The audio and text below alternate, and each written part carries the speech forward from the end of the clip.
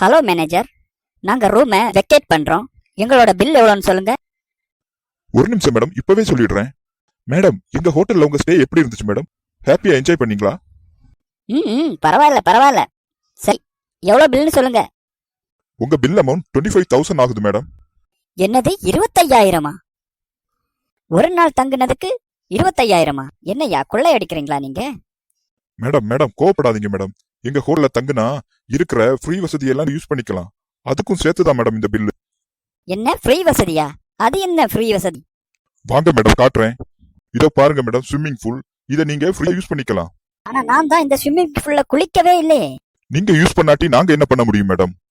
இதோ பாருங்க மேடம், உங்களுக்காக ஃப்ரீயா பிரேக்ஃபாஸ்ட், லஞ்ச், டின்னர் எல்லாமே இருக்கு. இதுங்க யூஸ் பண்ணிருக்கலாம். அட, அதான் நான் யூஸ் பண்ணவே இல்லைன்னு சொன்னேன். இங்க பாருங்க மேடம், டிஸ்கோதே வித் பார் இதையும் நீங்க யூஸ் பண்ணிருக்கலாம்.